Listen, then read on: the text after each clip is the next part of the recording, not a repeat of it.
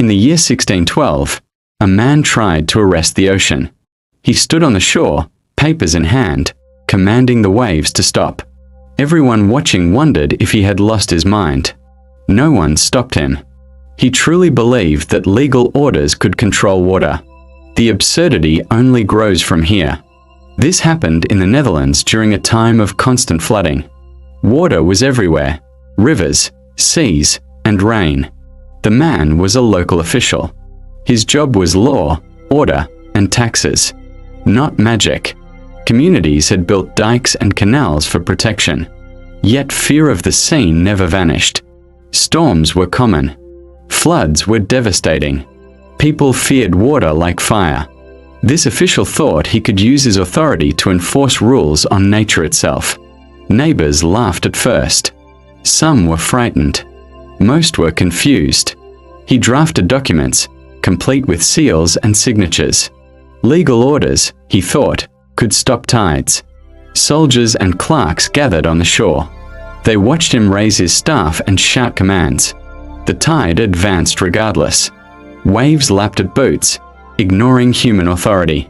History was trying to warn him. Yet he pressed on, undeterred. The stage was set for a spectacle of absurdity, pride, and inevitable failure. The man believed law could bind nature.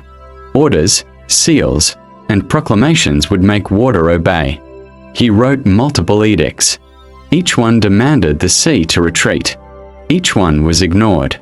He sent messengers to the shoreline. They carried official papers and stamps. Villagers were instructed to read the proclamations aloud to incoming waves. He imagined that water would halt, bow, and obey civic authority. No one questioned the logic. Some were too polite. Some were too afraid. He truly believed this would work. His confidence grew with each ignored warning.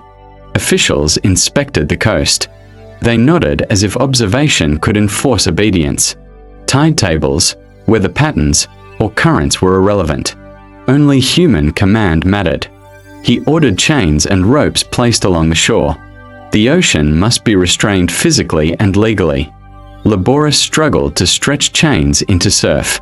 Waves snapped them like threads. He instructed guards to read proclamations aloud while beating drums. The water continued moving. Despite repeated failures, he considered this a test of patience and authority. You already know this is a terrible idea. The first warning was obvious. The water did not listen. Waves broke through chains. Storm clouds gathered. Winds increased. Papers were soaked and useless. Laborious complained. "This will fail," they said. He ignored them. Ropes snapped repeatedly. Stakes were pulled from the sand. Tides rose and fell exactly as they always had. No edict could change that. The messengers returned wet and exhausted. No one paid attention. Neighbors laughed openly now. Some left, thinking the scene ridiculous. Small boats were tossed by waves, despite guards shouting orders. The drums and proclamations had no effect. Nature moved as it pleased. Sand and water filled the officers' shoes. Wet papers flew into the surf. Even the strongest dike could not be arrested by legal paperwork. Yet he pressed on. History was trying to warn him. You already know this is a terrible idea. His confidence blinded him to reality. The sea did not negotiate. It did not submit. It simply continued. By midday, chaos had spread along the shore. Waves crashed over chains and stakes. Laborious slipped in mud.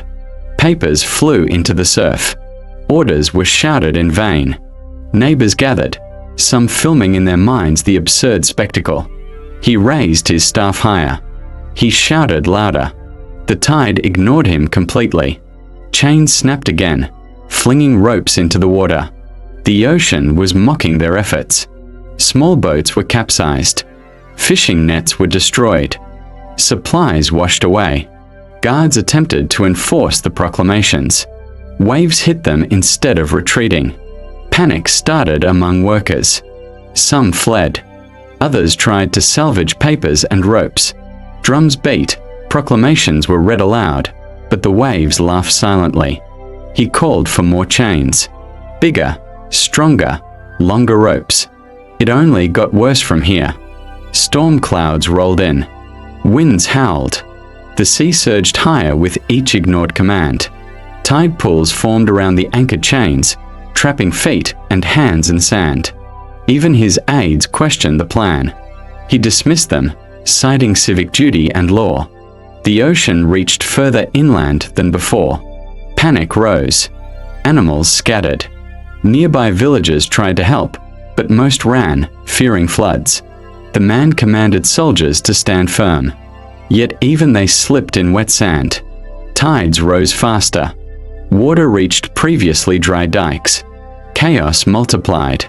The crowd realized the spectacle was out of control. You already know this is a terrible idea. By late afternoon, the shoreline was in ruin. Chains were shredded. Stakes uprooted. Papers, proclamations, and legal seals floated in the surf. Laboris was soaked, exhausted, and muttering about absurdity. The ocean, unbothered, continued its natural rhythm, completely unconcerned with authority. Sand and mud covered shoes and uniforms. Boots were lost to waves. Small boats were smashed, nets ruined, supplies lost forever. Guards slipped and fell repeatedly, attempting to enforce the orders. The crowd laughed, cried, or gawked. Some mocked. Some feared the man's sanity. He waved arms frantically. Commands became desperate. The ocean remained unimpressed. Nearby buildings had water creeping toward them. Minor flooding began. Even local officials realized the effort was hopeless.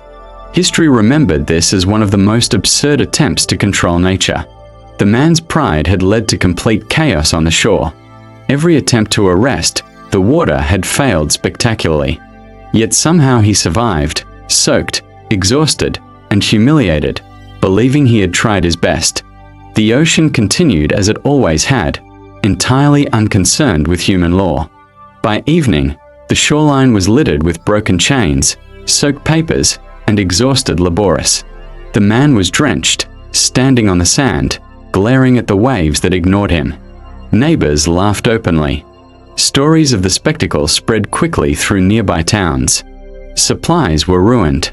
Boats destroyed. Sand and debris clogged canals and dikes. Local officials quietly shook their heads, realizing legal orders could not stop nature. Workers returned home, wet, cold, and muttering about absurdity. The man's reputation took a hit. Some called him brave, others called him mad. Cartoons and songs later mocked the event, turning it into legend. Historians remembered it as one of the most ridiculous attempts to control the sea. The ocean remained unchanged, indifferent to authority, proclamations, or pride. And somewhere, a few villagers still joked about the day a man tried to arrest the ocean. Humans often overestimate control over nature. Pride makes us ignore reality. Fear and authority can cloud judgment. Even obvious impossibilities seem achievable. Small mistakes and overconfidence escalate into chaos when nature refuses to comply. The attempt shows how logic and law are useless against unstoppable forces. Persistence without reason turns effort into farce. People repeat mistakes because they see confidence as power. The ocean cannot be bargained with, commanded, or legally restrained. Yet humans try, again and again, believing they can bend reality to their will. Absurdity often hides lessons. Humility and observation matter more than authority. Even centuries later, the story reminds us to respect limits. We must ask ourselves, how often do we fight forces we cannot control, blindly confident we can win? And more importantly, when will we finally learn?